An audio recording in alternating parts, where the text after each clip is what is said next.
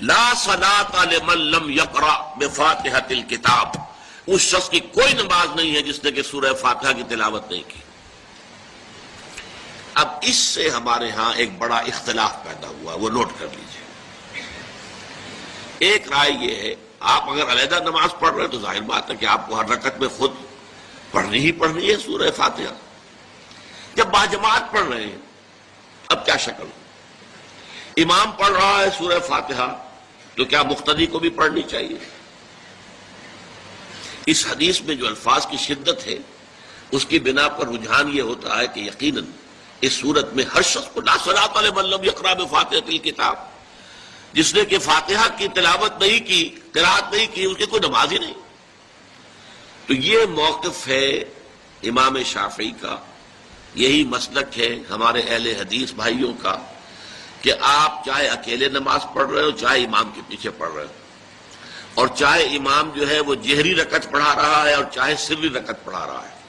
خاموشی والی رکعت سورہ، آپ کو معلوم ہے کہ نماز جو ظہر اور عصر کی ہے تو چاروں رکعتیں جو ہے وہ سری ہے۔ مغرب کے اندر آ کر دو جہری ہیں ایک سری ہے، عشاء میں آ کر دو جہری ہیں دو سری ہیں، سورہ اور نماز فجر کے اندر دونوں جو ہیں وہ جہری ہیں۔ تو چاہے جہری ہو چاہے سری ہو، آپ کو بھی لازماً جو مقتدی ہے اسے بھی سورہ فاتحہ پڑھنی ہوگی۔ اب اس کے لیے انہوں نے یہ طریقہ جو ہے تلقین کیا ہے کہ امام تیزی سے نہ پڑھے، رک رک کر پڑھے، الحمدللہ رب العالمین، اس کے بعد اتنا وقفہ دے دے کہ جو مقتدی ہے وہ بھی کہہ لے اپنے دل میں یا پڑھ لے الحمدللہ رب العالمین الرحمن الرحیم۔ تو یہ رک رک کر پڑھنا، خاص طور پر اگر آپ کو موقع ہوا ہو کسی اہل حدیث امام کی امامت میں نماز ادا کرنے کا، تو آپ دیکھیں گے کہ بڑا فرق ہے۔ ہمارے جو حنفی امام الحمدللہ رب العالمین الرحمن الرحیم مالک یوم الدین ایاک نعبد و ایاک نستعین، چار آیتیں جو ہیں وہ بھی ایک ساتھ میں پڑھ جائیں گے، لیکن یہ کہ عام طور پر جو اہل حدیث حضرات ہیں وہ رک رک کر ٹھہر ٹھہر کر پڑھتے ہیں، ترتیل کے انداز میں پڑھتے ہیں۔ یا پھر دوسری شکل انہوں نے ایک اور کی ہے، یہ آپ سعودی عرب میں جب کبھی نماز پڑھیں گے اور آپ پڑھی ہو آپ نے، تو وہاں آپ دیکھیں گے کہ امام جو ہے وہ سورہ فاتحہ پڑھنے کے بعد کوئی ایک منٹ جو ہے خاموش رہتا ہے، تاکہ آپ اب جو مقتدی ہیں وہ اس وقفے میں وہ اب سورہ فاتحہ پڑھ لیں، پھر وہ قرات کرے گا، کوئی اور آیات اس نے شامل کرنی ہے تو بعد میں شروع کرے گا، درمیان میں وقفہ ہوگا۔ لیکن ایک مسلک یہ ہے، اور یہ مسلک جو ہے یہ در حقیقت قرآن مجید کی ایک آیت کے اوپر مبنی ہے۔ سورہ اعراف کے آخر میں فرمایا گیا وَإِذَا قُرِئَ الْقُرْآنُ فَاسْتَمِعُوا لَهُ وَأَنصِتُوا، جب قرآن پڑھا جا رہا ہو تو توجہ سے اسے سنو، خود خاموش رہو۔ اب یہ قرآن مجید کی آیت ہے، اس کے بنا پر ایک رائے یہ ہے کہ آپ امام کے پیچھے سورہ فاتحہ نہیں پڑھیں گے، پڑھا جا رہا ہے سنو اس کو، خود خاموش رہو۔ اور اس کے لیے وہ دلیل دیتے ہیں کہ یہ شکل ایک وفد کی سی ہے، جیسے کسی بڑی شخصیت کے پاس اگر آپ کا کوئی وفد جاتا ہے، 8-10 افراد ہیں، ان میں اسپوکس مین ایک ہوتا ہے، وہ بات کرتا ہے، باقی سب لوگ موجود رہتے ہیں، سنتے ہیں۔ اسی طریقے سے امام جو ہے وہ گویا کہ آپ کا نمائندہ ہے، اور وہ پڑھ رہا ہے الحمدللہ رب العالمین الرحمن الرحیم مالک یوم الدین، تو امام کی قرات ہی آپ کی بھی قرات ہو گئی۔ گویا کہ اس آیت سے، اس حدیث سے اختلاف نہیں ہے، اس کی تعبیر سے اختلاف ہے کہ امام کا قرات کر لینا در حقیقت مقتدیوں کی طرف سے بھی قرات ہے۔ اس میں جو حنفی مسلک ہے وہ بہت سخت ہے، اور وہ یہ ہے کہ چاہے سری نماز ہو اور چاہے جہری ہو، ہر کسی بھی حالت میں مقتدی جو ہے وہ سورہ فاتحہ نہیں پڑھے گا۔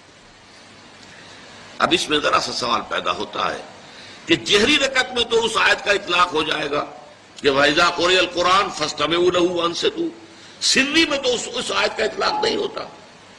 بہرحال یہ مسلک ہے امام شافعی کا، ایک انتہا پر ہے، ہر صورت میں سری ہو یا جہری ہو آپ کو پڑھنی ہی پڑھنی ہے، اور امام ابو حنیفہ دوسری انتہا پر ہے کہ چاہے سری ہو چاہے جہری ہو کسی شکل میں نہیں پڑھنا۔ امام مالک کا مسلک ہے درمیان میں، اور میں اس میں کوئی جھجک محسوس نہیں کرتا کہ میں آپ کے سامنے عرض کر دوں کہ میں اس پر عمل پیرا ہوں۔ وہ کیا ہے؟ جہری نماز میں خاموش رہو اور سنو، اس آیت کا اطلاق ہو جائے گا جب بلند آواز سے پڑھ رہا ہے امام تو پوری توجہ، فاستمعوا لہ، اپنی پوری توجہ کو اس کے سننے کے اوپر مرکوز کر دو اور خود خاموش رہو، سری رکعت میں البتہ، جبکہ وہ بھی خاموشی سے پڑھ رہا ہے، آپ بھی خاموشی سے پڑھ رہے ہیں۔ بہرحال ان چیزوں میں نے یہ سب کچھ بیان کیا ہے، تو اس سے جو میرا مقصود ہے وہ یہ ہے کہ معلوم ہو جائے کہ اس میں کوئی بڑی بنیادی بات نہیں ہے، نہ یہ کہ جو حنفی ہیں وہ اس حدیث کا انکار کرتے ہوں کہ لا صلاۃ لمن لم یقرأ بفاتحۃ الکتاب، کیسے وہ انکار کریں گے، اور نہ ہی کوئی جو حنبلی ہے یا اہل حدیث ہے وہ قرآن کی اس آیت کا اختلاف سے جو ہے وہ اختلاف کر سکتا ہے کہ اذا قرئ القرآن فاستمعوا لہ وانصتوا، لیکن یہ کہ اس کے پھر اس سے جو احکام کا استنباط ہے اس میں اختلاف ہو جاتا ہے، تو اس کو نہیں سمجھنا چاہیے کہ یہ کوئی بہت بڑی اہمیت والی بات ہے۔ بات کہ جو فرض نماز ہے اصل اہمیت اس کی ہے، ہمارے ہاں عام طور پر مذہبی حلقوں میں اور خاص طور پر جو ذرا متصوفانہ انداز کے رنگ کے لوگ ہوتے ہیں وہ فرض کو تو بس ایسے ہی ادا کر لیتے ہیں کہ جیسے بس اس کی کوئی اہمیت نہیں ہے، بلکہ بعض لوگ وہ بھی ہیں کہ جو فرض کو ترک کر دیتے ہیں، نوافل پر سارا زور ہے، صرف رات کی نماز پر زور دیا جا رہا ہے، فرض نمازوں، یہ ہم نے دیکھے ہیں ایسے لوگ، بالفعل دیکھے ہیں۔ یہ تمام چیزیں جو ہیں در حقیقت اس پھر راہ نبوت سے انسان کو ہٹا دینے والی ہیں۔ فرض کتنا فرض، نفل کتنا نفل، نوافل کے بارے میں جو ہے شریعت سے ثابت ہے، وہ تہجد بھی نافلۃ لک، حضور کے لیے تو لازم تھی، باقی کے لیے لازم نہیں ہے، جو قیام اللیل شروع میں تھا وہ لازم نہیں ہے۔ ہاں رمضان مبارک میں اس کی تشویق ہے، ترغیب ہے، وہ خاص ایک مہینہ ہے، اس میں دن میں کھانا پینا جو ہے وہ حرام کیا گیا، تو رات کو 2/3 رات یا 1/3، کم سے کم 1/3 رات جاگو اللہ کے قرآن کے ساتھ، اللہ کی کتاب کے ساتھ۔ تو یہ اصل میں جو توازن ہے یہ جو ہے بہت ضروری ہے۔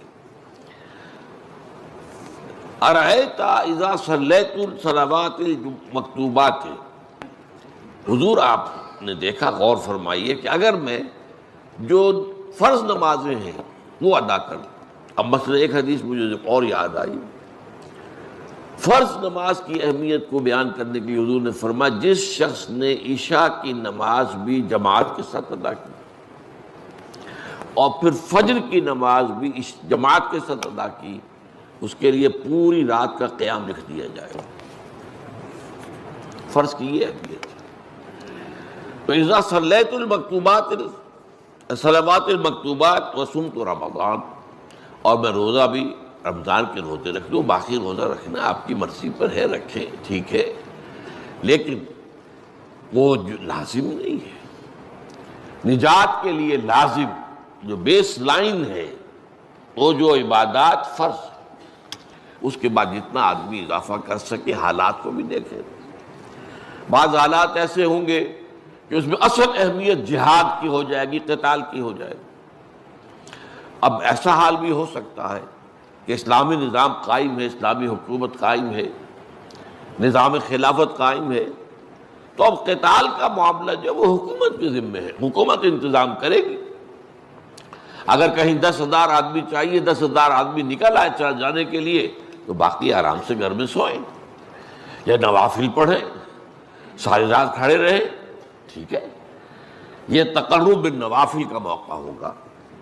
لیکن اگر اللہ کا دین جو ہے وہ مغلوب ہے، پامال ہے، اسے پاؤں تلے رودا جا رہا ہے، شریعت کی دھجیاں بکھیری جا رہی ہیں، اوامر کا استہزاء ہو رہا ہے، اور جو منکرات ہیں ان کی تبلیغ ہو رہی ہے، اس وقت آدمی نوافل میں لگا رہے، وہاں تو فرض ہو جائے گا، امر بالمعروف نہی عن المنکر، جہاد، اس کے جو بھی تقاضے ہوں، اس وقت سارے تقاضے اس کو بیان کرنے کا موقع نہیں ہے، اس وقت اصل شے وہ ہوگی۔ اس فرض کو ترک کر کے نوافل میں لگیں گے تو یہ نوافل منہ پر دے مارے جائے گا۔ اس کو بہت زیادہ نمایاں کرنے کے لیے میں مثال دیتا ہوں، ذرا سوچئے، جب دامن احد میں معرکہ جاری تھا اور صحابہ کی جان پر بنی ہوئی تھی، خود حضور کی جان پر بنی ہوئی تھی، آپ کو معلوم ہے آپ زخمی ہوئے ہیں اور اتنا خون آپ کا بہہ گیا ہے کہ آپ بے ہوش ہو گئے ہیں، اور خبر اڑ گئی کہ آپ کا تو انتقال ہو گیا، شہید ہو گئے، اس وقت اگر کوئی شخص مسجد نبی میں بیٹھا ہوا درود کی تسبیح پڑھ رہا ہو، یا کوئی اور نوافل ادا کر رہا ہو، یا قرآن پڑھ رہا ہو، تو اس کے بارے میں کیا حکم آپ کا ہوگا؟ ارشاد ہوتا ہے حل اتاک حدیث الغاشیہ، یہ حل استفہام تقریری ہے، آ گئی ہے تمہارے پاس خبر اس ڈھانپ لینے والے کی، چھا جانے والی مصیبت، قیامت، القارعہ، الحاقہ، الساعہ، وہ جب آئے گی چھا جائے گی، ان زلزلۃ الساعۃ شیء عظیم۔ کیا آ گئی تمہارے پاس خبر؟ یعنی آ گئی ہے تمہارے پاس خبر۔ یہ استفہام نہیں، استفہام تقریری ہے کہ لوگوں تم یہ نہیں کہہ سکو گے ہمیں خبردار نہیں کیا گیا۔ حل اتاک حدیث الغاشیہ، اب اس کی شرح ہے وجوہ یومئذ خاشعہ، بہت سے چہرے ہوں گے اس دن اترے ہوئے، دبے ہوئے، اداس۔ خشع کا اصل مفہوم ہوتا ہے جھک جانا، لیکن یہ کہ یہاں چہرہ جھکنا، چہرہ اتر جاتا ہے۔ ایک ہے تر و تازہ چہرہ، اس کے اندر ایک ابھار کی کیفیت ہوتی ہے، لیکن اترا ہوا اداس چہرہ۔ وجوہ یومئذ خاشعہ، خجالت، شرمندگی، خجالت اس کی وجہ سے۔ وجوہ یومئذ خاشعہ عاملۃ ناصبہ، عاملہ جیسے کہ بہت عمل کیا ہو، مشقت اٹھائی ہو، اس سے جو کیفیت انسان کی ہو جاتی ہے، ایگزاسٹڈ۔ ناصبہ نصب بھی کہتے ہیں، کوئی مشقت طلب، بہت ہی محنت طلب کام کیا ہو، اس کے بھی آثار ہوتے ہیں، تکان کے جو آثار ہیں یہ بھی۔ اور یہ نوٹ کر لیجئے کہ عمل اور فعل میں یہی فرق ہے عربی زبان میں۔ فعل کسی بھی فعل کو کہہ دیں گے، کوئی کام، چاہے وہ بالارادہ ہو چاہے بلا ارادہ ہو، چاہے مشقت طلب ہو چاہے اس میں کوئی مشقت نہ پڑتی ہو، لیکن عمل کہتے ہیں اس کو جو مشقت طلب ہو اور جو ارادے کے ساتھ کیا جائے وہ عمل ہے۔ عاملہ بہت مشقت اٹھایا ہوا انسان، ناصبہ نہایت تکان سے چور چور، تو چہرہ بجھا ہوا ہوگا، وہ کیفیت ہے وجوہ یومئذ خاشعہ عاملۃ ناصبہ۔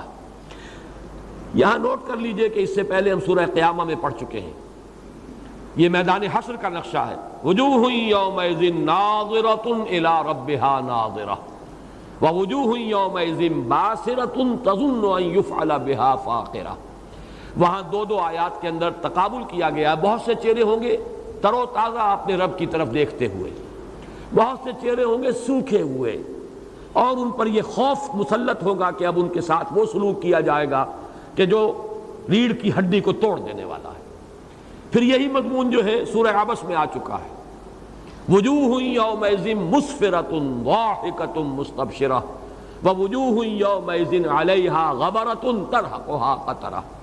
بہت سے چہرے ہوں گے روشن، تر و تازہ، ضاحکہ ہنستے ہوئے، مسکراہٹ ہوگی ان کے چہروں پر، مستبشرہ وہ خوشیاں منا رہے ہوں گے، امیدوار ہوں گے کہ آج بشارت حاصل کر رہے ہوں گے اللہ کے انعامات کی۔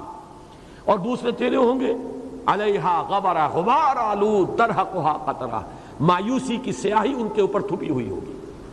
ان دونوں مقامات پر صرف یہی تک بات رکھی گئی، میدان حشر کا تقابلی مطالعہ، جس کے لیے پھر ذکر کر رہا ہوں، بارہا کہہ چکا ہوں، اس کی بہترین تمثیل ہے ہائی اسکول میں جب رزلٹ ڈکلیئر ہوتا ہے تو کھڑے ہوتے ہیں سامنے سب کے سب۔ آخر ہم نے بھی 6 سال تو ہائی اسکول میں گزارے تھے، تو جب رزلٹ کا اعلان ہونا ہوتا ہے تو رزلٹ اصل میں لوگوں کے، طالب علموں کے ماتھوں پر لکھا ہوتا ہے۔ کسی کا چہرہ اترا ہوا، اسے پتا ہے میں کیا کر کے آیا ہوں، ابھی وہ چاہے کسی نے ڈکلیئر کیا ہو نہ کیا ہو، ہی نوز اٹ۔ بل الانسان علی نفسہ بصیرہ، انسان جانتا ہے اپنے آپ کو میں کتنے پانی میں ہوں۔ اور کسی کا چہرہ کھلا ہوا ہوگا، اسے فکر ہوگی تو اس کی ہوگی کہ میں فرسٹ آ رہا ہوں یا نہیں آ رہا، اس کا کوئی امکان نہیں کہ وہ فیل ہو رہا ہو۔ تو یہی نقشہ ہوگا میدان حشر میں، ہر ایک کو معلوم ہوگا کہ میں کیا ہوں، اس اعتبار سے تقابل۔ لیکن یہاں جو ہے اس سورہ مبارکہ میں وہ میدان حشر کی کیفیت کے بعد جو اب اگلا انجام ہے وہ بھی بیان ہو رہا ہے۔ تسلا نارن حامیہ، اس میدان حشر سے جب اگلا مرحلہ ہے وہ داخل ہو کر رہیں گے اس آگ میں جو تپنے والی آگ ہے، تپش والی آگ۔ تسقا من عین آنیہ، پلایا جائے گا انہیں اس چشمے کا پانی جو کھولتا ہوا ہوگا، آنیہ کھولتا ہوا پانی۔ یہ باتیں پہلے بھی آ چکی ہیں۔ لیس لہم طعام الا من ضریع، نہیں ہوگی ان کے لیے کوئی غذا، کوئی کھانا سوائے جھاڑ جھکاڑ، خاردار جو جھاڑیاں ہوتی ہیں انہی میں منہ ماریں گے۔ اس سے مراد یہ نہیں ہے کہ صرف یہی ہوگا، بلکہ اس نوع کی چیزیں، جیسے کہ سورہ دخان میں ہے ان شجرۃ الزقوم طعام الاسیم کالمہل یغلی فی البطون کغلی الحمیم۔ ایک وہ زقوم بھی ہے، وہ درخت کہ جس کی اصل جڑ جو ہے وہ جہنم کے بھی سب سے نچلے طبقے میں ہے، اور اس کا پھل بھی ایسا ہے کأنہ رؤوس الشیاطین، لیکن وہ کھائیں گے، لیکن وہ پیٹوں کے اندر جا کر اس طریقے سے اس کی حدت ہوگی، حرارت ہوگی کہ اب ان کے پیٹ جو ہے جیسے کہ ہانڈی چولہے کے اوپر جوش کھاتی ہے ایسے جوش کھائیں گے۔ اسی طریقے سے سورہ حاقہ میں ہم پڑھ چکے ہیں، ان کے لیے نہیں ہے ولا طعام الا من غسلین، زخموں کا دھون ہے صرف وہ ملے گا، لا یاکلہ الا الخاطئون، نہیں کھاتے اس کو، نہیں کھائیں گے مگر یہ خطا کار گناہ گار۔ اسی نوع کی ایک شے جو ہے وہ زرعی ہے، کانٹوں دار جھاڑیاں، ان میں منہ ماریں گے بھوک سے بےتاب ہو کر۔ لا یسمن ولا یغنی من جوع، کھانے سے دو چیزیں مطلوب ہوتی ہیں، ایک جزو بدن بنے اور اس سے فربہی ہو، اور ایک یہ ہے کہ بھوک کا جو احساس ہے وہ ختم ہو جائے، ہنگر پینز ختم ہو جائیں۔ فرمایا دونوں چیزوں میں سے کوئی بھی حاصل نہیں ہوگی، کھائیں گے اسے لیکن نہ وہ فربہ کرے گی انہیں، وہ زرعی جو گھاس ہے اور جو کانٹوں دار جھاڑیاں ہیں، اور نہ ہی وہ بھوک کو سیری حاصل ہوگی، بھوک جو کہ تو برقرار رہے گی، منہ مارتے رہیں گے لیکن سیری نہیں ہوگی۔ اب یہ تو ایک نقشہ ہوا، میدان حشر کا بھی آ گیا، اور جہنم میں ان کا جو انجام ہوگا اس کا بھی تذکرہ۔ اس کے برعکس وجوہ یومئذ ناعمہ، بہت سے چہرے ہوں گے اس روز نعمتوں والے، یعنی ایک وہ ہے شخص جس کی ناز و نعم میں پرورش ہوئی ہے، نعمتوں کے اندر اچھے سے اچھا کھایا ہے، عمدہ سے عمدہ پہنا ہے، تمام آسائشیں حاصل رہی ہیں، وہ تر و تازہ ہوں گے، پھول کے مانند کھلے ہوئے۔ وجوہ یومئذ ناعمہ لسعیہا راضیہ، وہ اپنی سعی سے راضی ہوں گے، انہیں معلوم ہے کہ جو بھی ہم نے محنت کی تھی آج ہمیں اس کا اجر و ثواب ملے گا، وہ راضی ہوں گے، مطمئن ہوں گے، انہیں معلوم ہے کہ اب ہمیں خلعتیں دی جائیں گی، نوازا جائے گا، ہمارے لیے خطابات جو ہیں اللہ کی طرف سے ملنے والے ہیں، وہ راضی ہوں گے۔ فی جنت عالیہ، ایک بلند جنت میں، بلند و بالا جنت میں، جنت عالیہ یہ ہے اونچی جنت۔ میں جیسے کہ عرض کر چکا ہوں ایک جنت زمین پر بھی ہوگی، پھر اونچی جنت بھی ہوگی، اور اونچائی میں پھر اس کا آخری مرحلہ اس جنت الفردوس کا بھی ہے، جنت الماوا کا، کہ جو ہے سدرۃ المنتہا کے پاس۔ لا تسمع فیہا لاغیہ، نہیں سنیں گے وہ اس میں کوئی لغو بات، یعنی کوئی گالی دے یا کوئی اور ملامت کرے، اس کا تو کوئی سوال ہی نہیں، یہ تو بڑی کثیف بات ہوتی ہے۔ محض لغو بات کو بھی سن کر سلیم الطبع انسان جو ہے اسے کچھ کوفت ہوتی ہے، خواہ یہ بات کیوں کی اس نے، یہ بات کوئی کرنے کی تھی، چاہے مجھے کوئی غضب نہیں پہنچا، مجھ پر کوئی حملہ نہیں کیا گیا، میری ذات پر اس سے جو ہے کوئی تہمت نہیں لگی، لیکن لغو بات ہے، تو جس کا مزاج لطیف ہو جائے وہ اس لغو بات کو بھی سننا پسند نہیں کرتا۔ لا تسمع فیہا لاغیہ، اسی کو سورہ واقعہ میں ہم پڑھ رہے ہیں، لا یسمعون فیہا لغوا ولا تاثیما الا قیلا سلاما سلاما، ہر طرف سے سلام اور سلام ہی کی آوازیں ہوں گی۔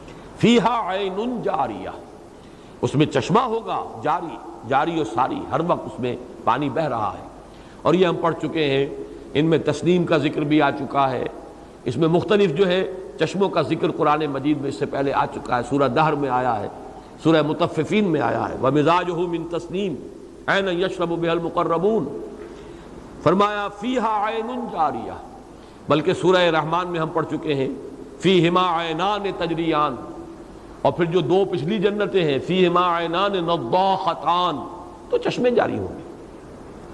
فیہا سرر مرفوعہ، اس میں ہوں گے تخت بڑے اونچے تخت ہیں جن کے اوپر بیٹھے ہوئے ہوں گے۔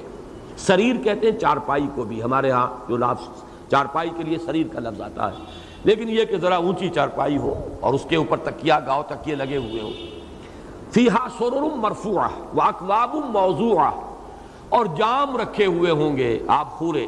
اصل میں یہ انگریزی کا لفظ کپ جو ہے یہ عربی ہی سے منتقل ہوا ہے، کوب سے کپ بنا ہے، اصل لفظ عربی کا ہے، اور یہ بہت سے الفاظ نوٹ کر لیجئے، چونکہ انگریزی تو چاہے زبان قدیم ہو لیکن اس انگریزی زبان میں علم تو نہیں تھا کبھی، علم جو تھا اصل میں سائنٹیفک جو علوم ہیں وہ تو عربوں نے منتقل کیے ہیں ہسپانیہ کے ذریعے سے، اور پھر یہ علوم آگے گئے ہیں۔ اسی لیے ارتھ کیا ہے؟ ارد نے انگریزی میں جا کر ارتھ کی شکل اختیار کی ہے۔ مرر کہتے ہیں شیشے کو، یہی مرر بن گیا ہے۔ مرر کیمیا کیمسٹری بنی ہے۔ الجبرا کیا ہے؟ الجبر والقدر۔ تو یہ تمام الفاظ جو ہیں، تو یہ کپ جو لفظ ہے اصل میں یہ کوب، اکواب اس کی جمع ہے، کوئی پیالہ جس کے اندر کے پکڑنے کی کوئی شے بھی ہے، وہ بھی رکھے ہوئے ہوں گے۔ اب ہمارے ہاں ترجمہ آب خورا کر دیا جاتا ہے، جام کر دیے، جو بھی کیجئے، لیکن یہ کہ پیالے دھرے ہوں گے، وَأَكْوَابٌ مَوْضُوعَةٌ، دھرے ہوں گے بڑے سلیقے سے، قرینے سے، بڑی عمدگی کے ساتھ۔ وَنَمَارِقُ مَصْفُوفَةٌ، اور قالین ہوں گے بچھے ہوئے برابر صف، جیسے کہ قطار کے اندر لگے ہوئے ہوں قالین۔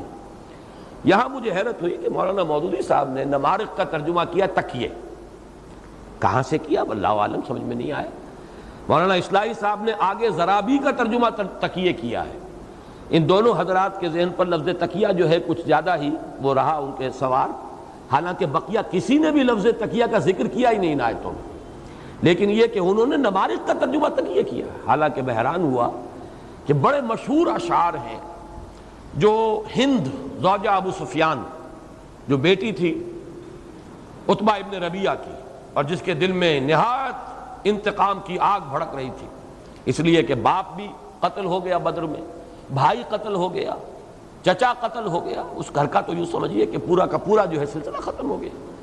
ایک بھائی وہ ہے کہ جو حضور کے دامن میں تھے، حضرت حذیفہ، تو ہند کے اندر بڑی انتقام کی آگ تھی، اور اسی نے پھر وحشی کے ساتھ وہ معاملہ کیا، جس کے نتیجے میں کہ غزوہ احد کے اندر حضرت حمزہ رضی اللہ تعالی عنہ ان کی شہادت ہوئی۔ تو اس کے اشعار آتے ہیں کہ غزوہ احد میں مقابلہ اب شروع ہونے سے پہلے یہ بہت سی عورتوں کو ساتھ لے کر گئی تھی، اور اس نے آگے بڑھ کر پہلے جو ہے وہ اشعار جو ہیں رجز کے انداز میں اشعار پڑھے ہیں، حوصلہ بڑھایا ہے اپنے ان لشکریوں کا۔ تو اس میں الفاظ آتے ہیں نحن بنات الطارقی نمشی علی النمارقی ان تقبلوا نعانقی ان تدبروا نفارقی، ہم ہیں ستاروں کی اولاد، طارق والسماء والطارق وما ادراک ما الطارق، نحن بنات الطارق، ہم بیٹیاں ہیں ستاروں کی، نمشی علی النمارقی، اور ہم تو چلتی ہیں زمین پر نہیں چلتی، بلکہ ہمارے نیچے تو بڑے اعلیٰ قالین ہوتے ہیں جن پر کہ ہم چہل قدمی کرتی ہیں۔ اگر تم آگے بڑھو گے، ان تقبلو، آگے بڑھو گے، مقابلہ کرو گے ان مسلمانوں سے، نعانقی، ہم تم سے ہم آغوش ہوں گی، تم سے معانقہ کریں گی، وَإِن تُدْبِرُوا، اگر پیٹھ دکھا دو گے، نفارقی، تو تم سے علیحدہ ہو جائیں گی، قطع تعلق کر لیں گی۔ تو نمارق کا لفظ تو اتنا مشہور ہے، اس سے مراد ہے یہ غالیچے کہہ لیں یا قالین کہہ لیں۔ میں حیران ہوں، کوئی دلیل نہیں دی مولانا مودودی نے کہ کس وجہ سے تکیوں سے تعبیر کیا ہے۔ وَزَرَابِيُّ مَبْسُوسَةٌ، اب زرابی جو ہے اس کے بارے میں بھی اب ظاہر بات ہے ان الفاظ کے معنی کیا ہیں، یہ تو وہی اس زمانے کا جو لغت ہے اسی کے حوالے سے سمجھ میں آنے والی باتیں ہیں۔ ہم تو ان چیزوں میں زیادہ اعتماد کرتے ہیں مفسرین پر، اور جو مترجمین ہیں ہمارے متفق علیہ مترجمین، سب نے اس سے مراد لیا، اس کے لیے نہالچے کا لفظ بھی استعمال کیا، فرش کا بھی، یعنی قالینوں کے اوپر اور مخملی فرش ہوں گے۔ قالین میں بھی کچھ ہوتی ہوگی سختی، اس زمانے کے قالین شاید آج کل کے ایرانی قالین جیسے نہ ہو، کوئی سختی ہو ان کے اندر بالوں کی، تو اس کے اوپر اور نہالچے جو ہیں مخملی ڈالے جائیں۔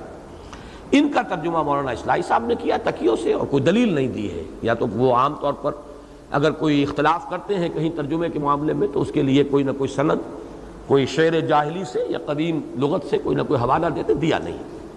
بہرحال یہ ہے تقابل، وہ لوگ اہل زیغ اور وہ لوگ کہ جو صحیح راستے پر صراط مستقیم پر گامزن تھے۔ وہ غاشیہ جب آئے گی میدان حشر میں ان کے نقشے یہ ہوں گے، وجوہ یومئذ خاشعۃ عاملۃ ناصبہ، اور وجوہ یومئذ ناعمہ لسعیہا راضیہ۔ اس کے بعد ان کا انجام کیا ہوگا؟ تسلا نارا حامیہ تسقى من عین آنیہ لیس لہم طعام الا من ضریع لا یسمن ولا یغنی من جوع۔ اہل جنت کا کیا ہوگا؟ فی جنت عالیہ لا تسمع فیہا لاغیہ فیہا عین جاریہ فیہا سرر مرفوعہ واکواب موضوعہ ونمارق مصفوفہ وزرابی مبثوثہ۔ اب مضمون بدل رہا ہے، افلا ينظرون الى الابل كيف خلقت والى السماء كيف رفعت والى الجبال كيف نصبت والى الارض كيف سطحت فذكر انما انت مذکر لست علیہم بمسیطر۔ تو کیا یہ دیکھتے نہیں اونٹ کو کہ کیسے بنایا گیا، کیسے پیدا کیا گیا؟ یہ شرح ہے الذی خلق فسوی، کیسے اسے سازگار بنا دیا ہے۔ اب یہ تیسیر اور توفیق کے لفظ کو بھی یہاں نوٹ کر لیجئے، کتنا اونٹ کو سازگار بنا دیا گیا اس ماحول کے ساتھ جس میں کہ وہ زندہ ہے۔ وہ صحرا کا جہاز، ایک ایک ہفتے بھر پانی نہ ملے کوئی پرواہ نہیں، اس کے جسم میں ایک سٹور کا نظام رکھ دیا ہے، بلکہ وہ بدبو خود اس کے پیٹ میں سے پانی نکال کر پیتے تھے جب بہت شدت ہو جاتی تھی اور پانی نہیں ہوتا تھا تو اس کے حلق میں ایک مارتے تھے ایک لکڑی جس سے وہ قے کرتا تھا۔ اب قے چونکہ اس کے ہاں ایک تھیلی علیحدہ ہے جس میں پانی سٹور ہوتا ہے، ایک ہے میدا، میدے سے نہیں نکلتا تھا بلکہ اس تھیلی سے پانی آتا تھا اور وہ پیتے تھے۔ تو معلوم یہ ہوا کہ اللہ تعالیٰ نے کتنا سازگار، اس کی حکمت، اس کی خلاقی، اس کے علم، اس کی صناعی، الخالق البارئ المصور، اندازہ تو کرو، کیا یہ دیکھتے نہیں اونٹ کو کیسے بنایا گیا؟ وَإِلَى السَّمَاءِ كَيْفَ رُفِعَتْ، اور آسمان کی طرف نہیں دیکھتے کیسے اسے اونچا کر دیا گیا، بلند کیا گیا۔ اس کی بلندیاں کیا اشارے کر رہی ہے؟ کسی زمانے میں نے ان آیات کا ترجمہ شائع کیا تھا عزم میں، اب یہ آپ سے سن 53 کی بات ہے تو یوں سمجھیے 37 سال پہلے کی بات کر رہا ہوں۔ مجھے اب یاد آ گیا چونکہ آج کل کچھ ندا وغیرہ میں میرے مضامین اس دور کے شائع ہو رہے ہیں، تو میں نے الفاظ استعمال کیے تھے، دیکھتے نہیں آسمان کو، اس کی بلندی کیا اشارے کر رہی ہے، بول رہی ہے یہ بلندی کسی کی عظمت کا کی گویا کہ تسبیح کر رہی ہے، یہ بلندی کسی ایسی ہستی کی بلندی کو ظاہر کر رہی ہے۔ سبح اسم ربک الاعلی، وہ جو سب سے بلند و بالا ہے جس نے یہ آسمان بنایا، یہ بلند و بالا آسمان جس نے بنایا، تو یہ اس کی رفعت کیا اشارے کر رہی ہے۔ وَإِلَى الْجِبَالِ كَيْفَ نُصِبَتْ، اور ان پہاڑوں کو نہیں دیکھتے کیسے گاڑ دیے گئے، قائم کر دیے گئے، نصب کر دیے گئے، کھڑے کر دیے گئے۔ وَإِلَى الْأَرْضِ كَيْفَ سُطِحَتْ، اور زمین کی طرف کہ کیسے اس کو بچھا دیا گیا، اس کو پھیلا دیا گیا، سطحت۔ اب یہ چار چیزیں جو ہیں یہاں اس کو نوٹ کر لیجئے، یہ اس لیے ان کا ذکر ہو رہا ہے کہ یہ ایک عرب کی زندگی میں نمایاں ترین چیزیں ہوتی تھیں۔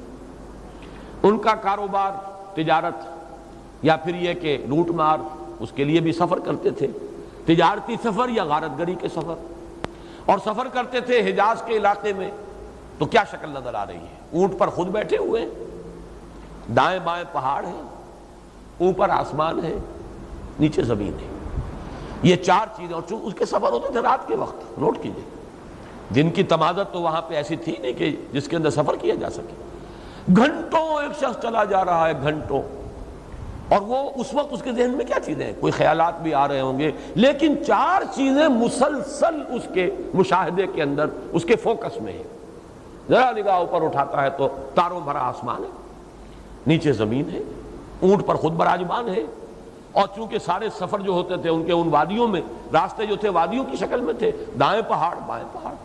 افلا ينظرون الى الابل كيف خلقت والى السماء كيف رفعت والى الجبال كيف نصبت الى الارض كيف سطحت۔ مراد صرف چار چیزیں نہیں ہیں، بلکہ جیسے کہ ہم بارہا پڑھ چکے ہیں، کائنات کا ذرہ ذرہ اللہ کی نشانی ہے، ذرہ ذرہ اللہ کی تسبیح کے اندر مصروف ہے۔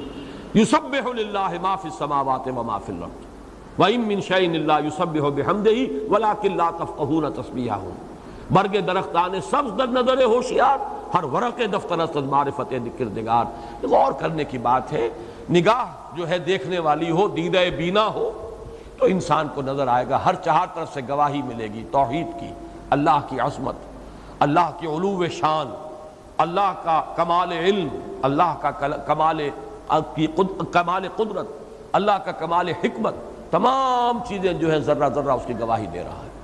اسی کو قرآن یوں بھی کہتا ہے کہ ہر شے اللہ کی نشانی ہے، یوں بھی کہتا ہے ہر شے اللہ کی تسبیح بیان کر رہی ہے۔ اب آیا لفظ فذکر انما انت مذکر، تو اے نبی آپ تذکیر کرائیے۔ تذکیر کا مفہوم اب یہاں جان لیجئے، معرفت رب اور توحید اور محبت رب انسان کے اندر موجود ہے، روح کے اندر اللہ کی محبت ہے، قلب کے اندر اللہ کی معرفت ہے. صرف یہ ہے کہ خواہشات، شہوات، سفلی آرزوئیں، دنیا کی محبت، حب جاہ، حب مال، حب شہوت، انہوں نے پردے ڈال دیے. اصل تذکیر ہے پردے اٹھانے ہیں. صرف سوائے کشف المحجوب، جو میں نے بارہا کہا مجھے یہ نام بڑا عظمت کا حامل نظر آتا ہے، شیخ علی حجویری کی کتاب کا نام کشف المحجوب.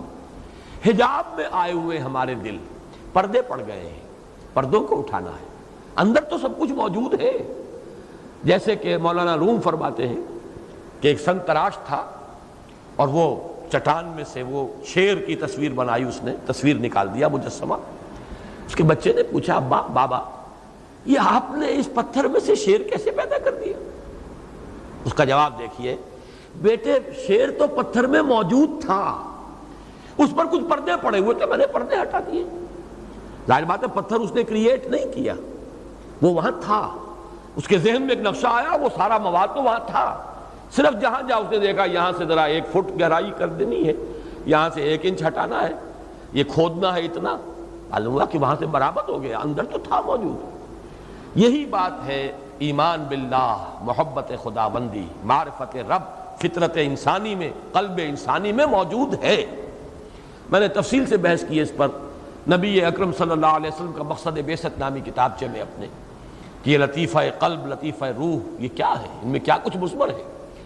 بس یہ ہے کہ ذہول ہے، عدم توجہ ہے، کسی اور شے میں گم ہو گیا انسان. کافر کی یہ پہچان کے آفاق میں گم ہے، مومن کی یہ پہچان کے گم اس میں ہے آفاق. اس گمشدگی سے نکالنا ہے اور کچھ بھی نہیں.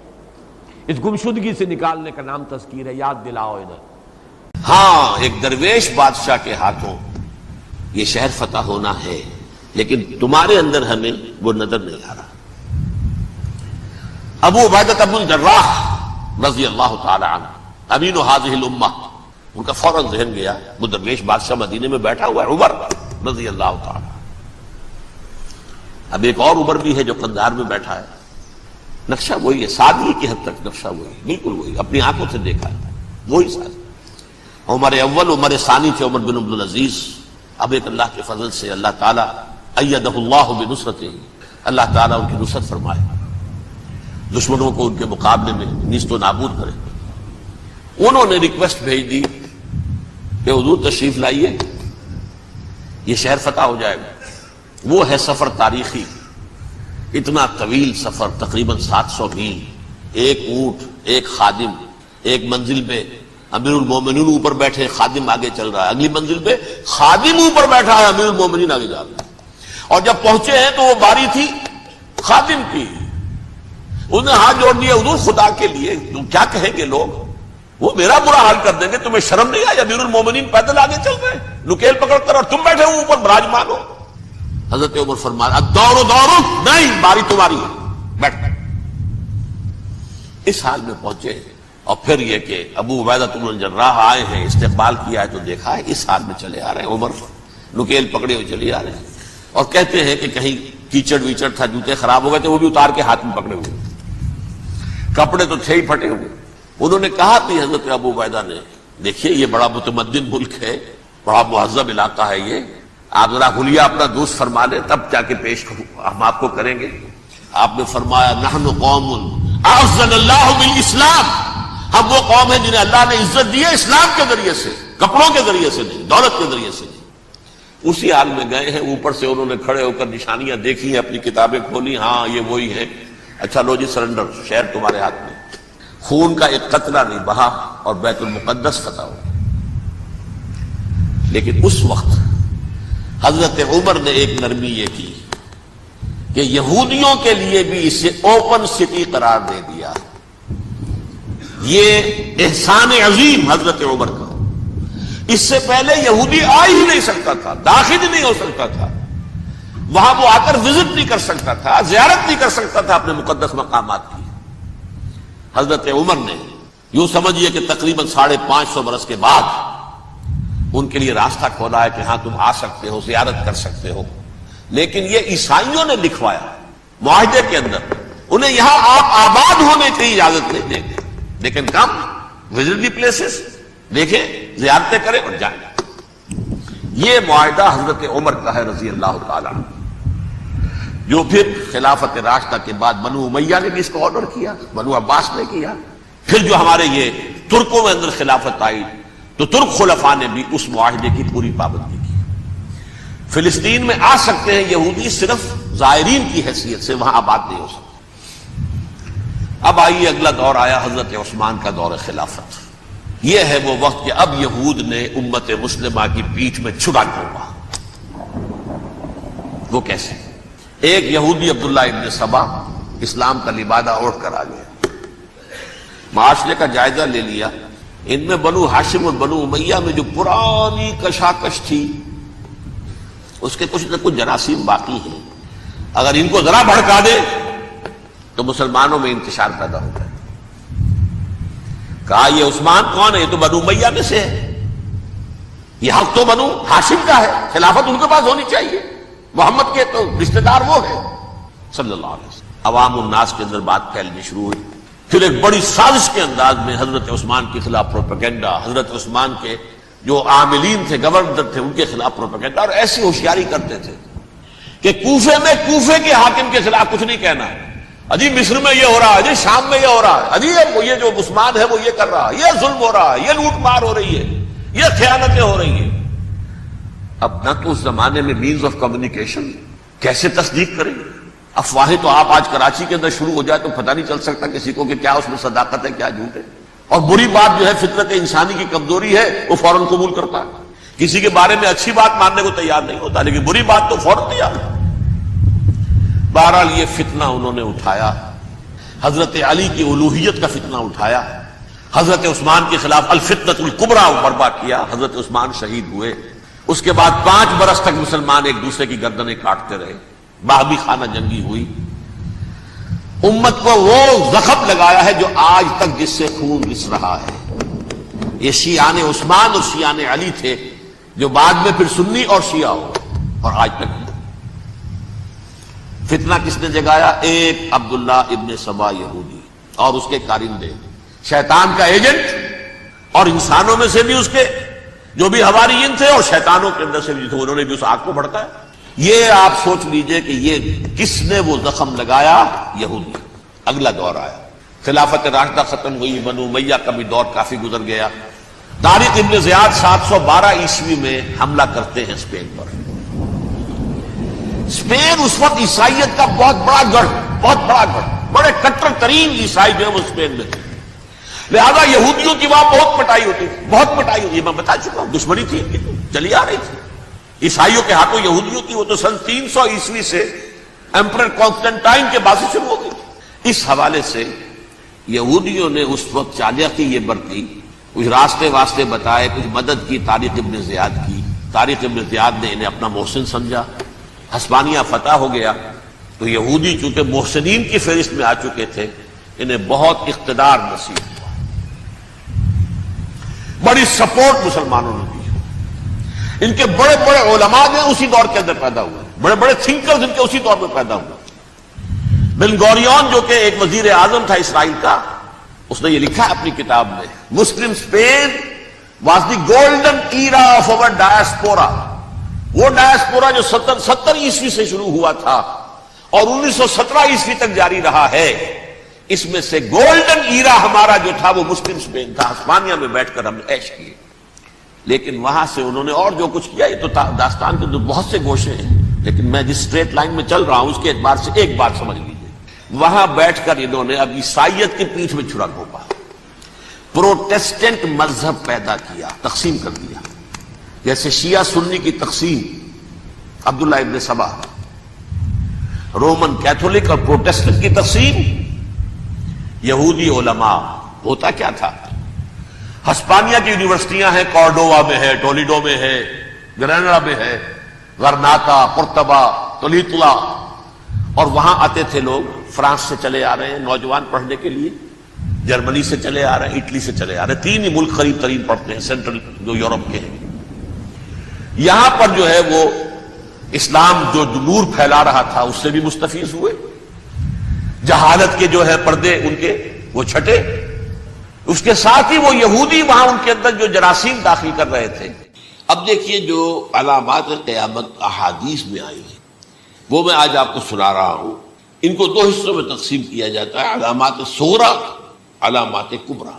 چھوٹی نشانیاں جو درجہ بدرجہ درجہ بدرجہ درجہ بدرجہ حاضر سامنے آئیں گی. ایک ہے بالکل قیامت سے متصل قبل بڑے جو خرق عادت واقعات ہوں گے وہ آئیں گے. اچھا، پہلی چیز کے سلسلے میں حضرت انس رضی اللہ تعالیٰ عنہ سے یہ مروی ہے اور یہ حدیث متفق علیہ ہے. پہلی علامت حضور نے بیان کی قیامت کی علامات میں سے. اب میں لفظ قیامت اسی معنی میں بول رہا ہوں جس میں کہ ہم عام طور پر بولتے ہیں. آپ نے فرمایا علم اٹھا لیا جائے گا، جہالت کا دورہ. اب یہ کون سا علم اٹھایا جائے گا؟ سائنس کا علم نہیں، دین کا علم. آج تو ساری قدر و قیمت جو ہے جس کے لیے دوڑتے ہیں لوگ لاکھوں روپے کی فیسیں دے کر، MBA ہو رہے ہیں، یہ جو ہے اکاؤنٹنسی کا پاس کر رہے ہیں، یہ CA کر لیا ہے، یہ کوئی اور جو ہے فزکس میں کوئی کیمسٹری میں ڈاکٹریٹ کر لی ہے. ڈاکٹر بن جائے تو کیا ہی کہہ رہے ہیں، اس لیے کہ بڑی چیز جو پاکستان سے ایکسپورٹ ہوتی ہے وہ ڈاکٹر ہیں. یہ جو اتنے بڑے پیمانے پر جو کالج کھلے ہوئے 3 لاکھ روپے ایک سال کی فیس، 5 لاکھ روپے ایک سال کی فیس، یہ کیوں لیتے ہیں اور کیوں لوگ دیتے ہیں؟ کہ موقع مل جاتا ہے MBBS کر کے. امریکہ کے اندر بھی ڈیمانڈ ہے، ان کے ہاں ڈاکٹر جو ہیں جتنے ہونے چاہیے نہیں ہے، لہذا اور بھی بہت سی جگہوں پر ڈیمانڈ ہے. تو جس چیز کی مارکیٹ میں ڈیمانڈ ہے وہ علم ہے. آج علم کمپیوٹر کا علم ہے، علم ہے یہ. حالانکہ ان میں سے کسی کے اوپر لفظ علم کا اطلاق میرے نزدیک غلط ہے، جہالت ہے. علم وہ ہے جو ذہن کو جلا دے، جو سوچ کو جلا دے، روشنی پیدا کرے، دماغی روشنی، وسعت دے، انسان کے فکر کو وسعت دے، اس کے ذہنی جو ہے جو افق ہے اس کو وسیع کرے. علم تو وہ ہے جو حقیقت کے کیا علم بھی اس سے عطا فرمائے. قرآن ہے، حدیث ہے، باقی اور چیزیں جو اس سلسلے میں آ سکتی ہیں وہ ہے کہ جو قرآن اور حدیث کی سمجھنے میں مومن ہو اور زیادہ جو ہے اس کے فہم کو آسان کر. لیکن یہ کہ فرمایا علم اٹھا لیا جائے گا، جہالت کو فروغ ہوگا. ظاہر بات ہے ایک ہی بات ہوئی ہے. دوسرے نمبر پہ یہ کہ جہالت کو فروغ ہوگا. نمبر 3 زنا کثرت سے ہوگا. نمبر 4 شراب نوشی عام ہو جائے گی. نمبر 5 عورتوں کی تعداد بہت زیادہ ہو جائے گی، مردوں کی تعداد کم ہو جائے گی. یہاں تک کہ 50 عورتوں کا خیر خبر کرنے والا، کوئی نگرانی کرنے والا، وہ ایک مرد. اچھا، یہ تو ہے ایک حدیث کی میں نے آپ کو بیان کر دی، متفق علیہ. یہ بخاری اور مسلم دونوں میں. دوسری حدیث بخاری کی ہے، اس کو حضرت ابو ہریرہ رضی اللہ تعالیٰ عنہ نے روایت فرمایا ہے. قیامت آئے گی جب امانت ضائع ہو جائے گی. آج ہمارے ہاں امانت کے ضائع ہونے کا جو نقشہ ہے شاید پوری دنیا میں کہیں اور نہیں. جس طرح کے غبن یہاں ہوتے، جس طرح کک بیکس جو ہے وہ لیے جاتے ہیں. اس غریب یعنی قوم غریب ہے لیکن یہاں وہ امیر بہت بڑے بڑے لوگ ہیں. وہ تو دنیا بھر کے ٹاپ کے امیروں کے اندر ان کا شمار ہو جائے گا. لیکن یہ کہ یہ سب امیر کیسے بنے؟ غبن بلین آف ڈالرز کا. اب تو اس سے کم کی تو بات ہی نہیں ہوتی. فلاں نے اتنے بلین جو ہے پیسے اپنا جو ہے قرضہ معاف کرا لیا. بھائی کس نے کون کرتا ہے معاف؟ یہ کسی کے باپ کی جاگیر ہے. یہ پیسہ بینک کے اندر حکومت کا ہے کہ حکومت کو اختیار ہو گیا وہ رائٹ آف کر دے ان کے جو ہے ان کی جائیدادیں کرو ضبط. لیکن ہوتا کیا ہے؟ بینک آفیسر بے ایمان ہے.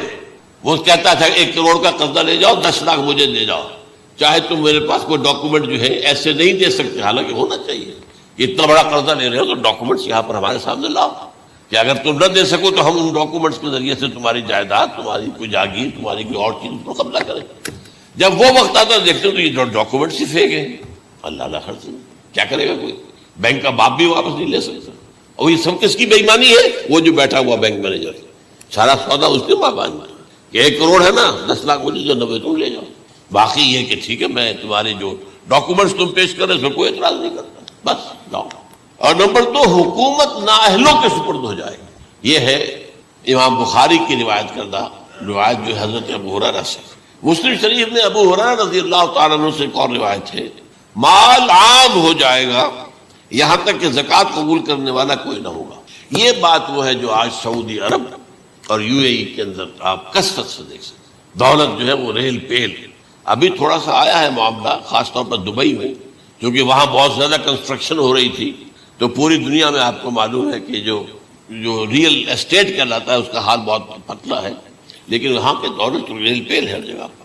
آپ نے فرمایا کہ جب لونڈی اپنی مالکہ کو جنے گی، اور تم دیکھو گے کہ ننگے بدن ننگے پیر بھوکے ننگے بھیڑوں اور بکریوں کو چرانے والے اونچی سے اونچی عمارتیں بنانے میں ایک دوسرے کا مقابلہ کریں گے۔ اذا تلد الامۃ ربتها، کیا بات ہے، یہ خاص الفاظ کیوں کہے گئے؟ اولاد والدین کے سامنے دب کر رہتی تھی، کبھی سینہ تان کر بات نہیں کرتے تھے۔ ٹھیک ہے، کوئی بات آپ مان نہیں سکتے، ابا جان یہ بات تو میں نہیں کر سکتا، یا فرض کیجئے کہ وہ آپ کو کسی نیکی سے روک رہے ہیں، کہ دینی کام سے روک رہے ہیں، ابا جان یہ تو میں نہیں کروں گا، یہ تو دین کا فرض ہے، یہ کہیں آپ، اور ڈٹ کر کہیں اور جمیں اس پر، لیکن یہ کہ کوئی سرکشی کا انداز نہ، ایسا نہ ہو کہ اپنے جناب سینے کو تان کر کے کھڑے ہو جائے، میں نہیں کروں گا، یہ نہیں، یہ غلط ہے۔ اچھا، اولاد میں بیٹی جو ہوتی تھی وہ زیادہ سبارڈینیٹ، سبمسیو، بات ماننے والی، کہیں بھی سر اونچا نہ کرنے والی، اور آخری دور میں کیا ہوگا، بیٹیوں سے مائیں ڈریں گی، انہیں ٹوک نہیں سکتی کسی بات پر، پتہ نہیں کیا بک دے، کیا بکواس کر دے۔ یہ تو ہمارے یہاں ہو گیا ہے، باہر کیا ہے تو آپ یہ بھی نہیں پوچھ سکتے۔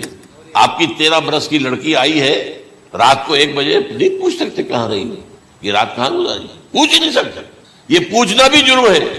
اپنے چھوٹے بچے کو آپ نے تھپڑ مار دیا، تہذیب ہے، سکھانا ہے، غلط کام کیا ہے، اس کی سرزنش ہو رہی ہے، فوراً وہ اگر ایک فون کر دے گا، پولیس آئے گی، بچے کو لے جائے گی، اسے لا کر کہیں اور جو ہے ڈپازٹ کرے گی، اور آپ پر مقدمہ چلے گا، آپ کو اس کی سزا بھگتنی ہے۔ ظاہر بات ہے کہ پھر وہاں سرکشی کا کیا عالم ہوگا، پھر اولاد کہاں سر جھکائے گی، کس درجے میں جھکائے گی، اس کی تربیت عثمانی میں ہوئی نہیں۔ تو ان تلد الامۃ ربتها، گویا کہ بیٹی کے نزدیک ماں جو ہے وہ ایسی ہو جائے گی جیسے لونڈی، گویا کہ لونڈی نے ایک اپنی مالکہ کو جنم دیا ہے، بیٹی مالکہ بن جائے گی اور ماں جو ہے لونڈی بن جائے گی، اور دولت کے ریل پیل کا ابھرتا دکان، یہ جو بھوکے ننگے اور مفلس، کیا حال تھا 100 برس پہلے، انہیں کھانے کو کچھ نہیں ملتا تھا، یہ مشرقی ساحل پر تھے، یہ سوائے یہ کہ مچھلیاں پکڑ لی، اللہ خیر اللہ، وہ کھا لی، یا کہیں ان کو بیچ دیا، کو بنڈی لگ گئی، بنڈی لگ جاتی تھی وہاں، اور کیا تھا۔ اور مغربی ساحل پہ کیا ہوتا تھا، ساری ان کی معیشت حج کے گرد گھومتی تھی، حاجی آئے ہیں، خریداریاں کر رہے ہیں، اور آپ کو معلوم ہے پوری دنیا سے مال پہلے بھی پہنچتا تھا وہاں، آپ کو جو ہے ہر ملک کے ہر کونے کا پھل وہاں مل جائے گا آج بھی۔ اور وہاں پر یہ ہے کہ سب سے بڑی بدوؤں کے لیے سب سے بڑی بات کیا تھی، قربانی کا گوشت، اسے وہ سکھاتے تھے، سخت چمڑے کر کے کھاتے تھے، یہ ان کا حل تھا۔ آج جا کر دیکھیے نئے شہر بن رہے ہیں، امریکنز کو کانٹریکٹ دیے جا رہے ہیں، بالکل ماڈرن شہر بنا دو، ایک ایبسولوٹلی ماڈرن شہر جو ہے، وہ جو مشرقی ساحل کے اوپر جو پہلے سے آرام کو سٹی ہے، امریکن سٹی ہو، اس کے اندر کوئی سعودی بھی داخل نہیں ہو سکتا سوائے جس کے پاس اس سٹی کی طرف سے لائسنس نہ ہو، اور اس کی 4 دیواری کے اندر، 4 دیواری کیا فصیل کے اندر کہی ہے، جو چاہو کرو، کوئی تم پر پابندی نہیں، ننگے نہاؤ، تالاب ہے نہا رہے، ننگی عورتیں ننگی مرد نہا رہے، کوئی پوچھنے والا۔ اب اسی قسم کا ایک سٹی آباد ہونا جا رہا ہے مغربی ساحل پر، جدہ اور ینبوع کے درمیان، اور اس میں اصل میں جتنی بھی دولت ہے جو پیٹرول کی ہے وہ وہیں پر رکھ لی جاتی ہے امریکہ کے اندر، تاکہ امریکہ جو ہے ایسے ایسے پروجیکٹ بنا کر جب تمہیں دے گا تو اس میں سے پیسے لے گا، وہ نہیں ملتی ان کو واپس۔ بہرحال یہ تو میں نے ایک جگہ آپ سے ذکر بھی کیا تھا، دی کنفیشنز آف این اکنامک ہٹ مین، وہ کنفیشنز کی بات جو ہے، اگر آپ میں سے کسی کو دلچسپی ہو تو اسے پڑھیں کہ کس طریقے سے 1973 کے آئل امبارگو کے بعد جو شاہ فیصل شہید کے زمانے میں ہوا تھا، پھر جس طریقے سے امریکہ نے ان تمام ممالک کو جکڑ لیا ہے، اس کا پورا جو پروسیس کیا تھا وہ سامنے آتا ہے۔ بہرحال اس کے بعد آتا ہے علامات کبریٰ کا ذکر، بڑی علامتیں جو کہ بالکل خرق عادت کے انداز میں ہوگی، جن کا معاملہ جو ہے وہ آپ کے ناپ تول میں نہیں آ سکتا، آپ کی کیمسٹری فزکس ان کا جو ہے وہ نہیں کر سکتی، ادراک ہوگا یہ قیامت کی۔ ان میں نمبر 1 کیا ہے، ایک بہت بڑا دھواں آئے گا، پوری دنیا کو لپیٹے گا۔ نمبر 2، دجال کا ظہور ہوگا، جو اپنی خدائی کا دعویٰ لے کر آئے گا اور بنوائے گا، اس کے ہاتھ میں ہو جائیں گے، قبضے میں ہو جائیں گے سارے ذرائع پیداوار کے، اس کی طرف پہلا قدم اٹھ چکا ہو، ٹرپس کے نام سے معاہدہ ہو چکا ہے، کوئی ملک اپنا بیج پیدا نہیں کر سکتا، یہ بیج ہم نے ڈیولپ کیے ہیں، ان کے ڈیولپمنٹ سے پہلے تم 1 ایکڑ سے کتنی گندم لیتے تھے، آج کتنی لے رہے ہیں، کس بنا پر؟ جینیٹکس کا جو کام ہم نے کیا ہے اس کی بنا پر ہو رہا، ہاں تو ہمارا حق ہے، اس کی رائلٹی ہمارے پاس آنی چاہیے۔ لہذا صرف ان اداروں سے، ملٹی نیشنل سے خریدا جائے گا بیج، اور بیج بھی وہ دیں گے وہ کہ جس سے جو فصل اگے گی وہ بیج نہیں لا سکتے، وہ بیج کا کام نہیں کر سکتے۔ جیسے آپ کو معلوم ہے کہ آپ کے یہاں جو گوشت کھایا جاتا ہے مرغے کا، تو مرغا وہ جو ہے اس میں مرغا ہو یا مرغی ہو، اس کے اندر کوئی وہ کیفیت ہی نہیں ہے۔ ان کے انڈے جو ہے ان سے آپ بچے حاصل نہیں کر سکتے، ہے تو انڈا، دیکھنے کو تو انڈا ہے، لیکن وہ بنڈا جو ہے اس سے بچہ تو نہیں حاصل کر سکتے۔ ایسے ہی وہ گندم کا بیج دیں گے، نظر آئے گی گندم، لیکن اس کے اندر وہ صلاحیت نہیں ہے کہ اس سے جو فصل ہوئے گی اس کا نتیجہ جو ہے وہ بھی آپ لے سکتے۔ یہ ہونا ہے، اللہ جانے، قدم اٹھ رہے ہیں ادھر۔ پھر یہ ہے کہ دابۃ الارض، زمین سے ایک حیوان نمودار ہوگا، زمین شق ہوگی۔ ابھی میں کہہ رہا ہوں خرق عادت ہے، یہ چیزیں وہ نہیں ہیں جو ہماری کسی حساب کتاب میں جو باتیں پہلے آئی ہیں وہ تو حساب کتاب میں آ رہی ہیں، ساری سمجھ میں آ رہی ہیں، ساری چیزیں مشاہدہ ان کا ہو رہا ہے۔ لیکن یہ ہے کہ دابۃ الارض، یہ کہتے ہیں کہ کوہ صفا، اس میں تو نہیں ہے حدیث میں، کوہ صفا پھٹے گا اور اس میں سے ایک حیوان دابہ وہ ظاہر ہوگا، تو اسی لیے فرمایا ہے وَإِذَا وَقَعَ الْقَوْلُ عَلَيْهِمْ أَخْرَجْنَا لَهُمْ دَابَّةً مِّنَ الْأَرْضِ تُكَلِّمُهُمْ، تو ہم اندر سے پیٹ کے چیر کر زمین کے پیٹ کو ایک حیوان کو برآمد کریں گے جو انسانوں سے بات کرے گا، گفتگو کرے گا۔ نمبر 4 طلوع الشمس من المغرب، یہ بھی خرق عادت، سورج تو طلوع ہوتا ہے مشرق سے، غروب ہوتا ہے مغرب میں، لیکن اس وقت معاملہ الٹا ہوتا ہے۔ یعنی جو کائنات کے اندر جو گڑبڑ ہوگی کچھ سمجھ میں بات آتی ہے کہ یہ معاملہ جو ہے یہ تو اس پورے سولر سسٹم کو اگر بدل دیتے ہیں تو مشرق مغرب ہو جانا، مغرب مشرق ہو جانا، یہ سمجھ میں آنے والی بات ہے۔ اس کے بعد ہے عیسیٰ ابن مریم کا نزول، جس کے بارے میں آج میں نے گفتگو کی ہے تفصیل سے۔ یہ نزول ہونا ہے، یہ علامات قیامت میں سے حضور نے بیان فرمایا ہے، اور قرآن مجید کی جو اصطلاحات ہیں اس کے حوالے سے میں نص قطعی جو ہے وہ میں آپ کے سامنے رکھ چکا ہوں۔ پھر یاجوج ماجوج کا ایک معاملہ ہے، یہ میں ابھی اس وقت زیادہ اس پر بات نہیں کر سکتا۔ حضرت عیسیٰ علیہ السلام کے نزول کے بعد 2 کام ہوں گے، یہودیوں کا قلع قمع ختم، تمام یہودی، ایک کام تو یہ ہونا، اور نمبر 2 عیسائیت کا ختم ہو جانا۔ عیسائیت کی نفی کر دیں گے، بھائی میں تم مجھے خدا کا بیٹا بنائے بیٹھے ہو، میں تم خدا کا بیٹا نہیں ہوں، میں تو اس کا بندہ ہوں، رسول ہوں، میں نے تم سے کب کہا تھا کہ مجھے خدا کا بیٹا بناؤ۔ نمبر 2 یہ کہ وہ خنزیر کو قتل کر دیں گے، یعنی یہ تم نے خنزیر کب سے کھانا شروع کر دیا، میں تو تم کو نکاح اجازت دے کر گیا تھا، یہ تو شریعت موسوی میں حرام تھا اور میں کہہ کر گیا تھا کہ یہی شریعت تم پر لاگو رہے گی، ہاؤ کم تم نے کیسے لی؟ آج بھی بہت سے رومن کیتھولکس جو ہے وہ سور نہیں کھاتے، وہ اس میں ہے ان کے اندر کچھ نہ کچھ بعض جو ہے جو حضرت عیسیٰ کی تعلیمات کا کچھ اثر ان کے ہاں ہے۔ اس کے بعد یہ ہے کہ یاجوج ماجوج، اصل میں بتا رہا تھا آپ کو کہ جب عیسائیت بھی ختم ہو گئی، یہود ویسے ختم ہو گئے، استیصال ہو گیا، جڑ کٹ گئی، اب عیسائیت گویا کہ اسلام میں ضم ہو گئی، عیسائیت مذہب ختم، یہودی خود ختم۔ اب یہ طاقت کتنی ہو جائے گی؟